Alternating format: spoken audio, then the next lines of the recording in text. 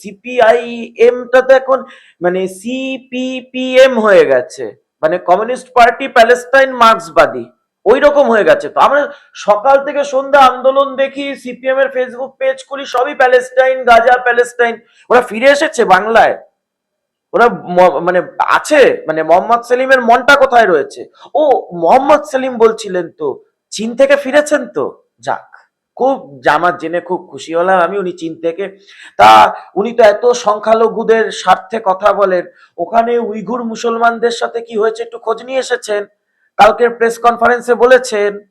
সেই সব বলবেন না? আচ্ছা আচ্ছা আচ্ছা আচ্ছা, যাই হোক, উনি ফিরে এসেছেন, ভালো কথা। উনি প্যালেস্টাইন থেকে পশ্চিমবঙ্গে ফিরে এসেছেন।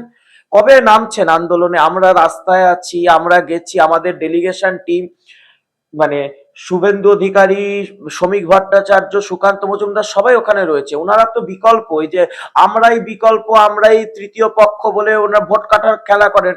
তো মোহাম্মদ সেলিম সময় পেয়েছেন? এখনো উত্তরবঙ্গে ইয়েতে যান না?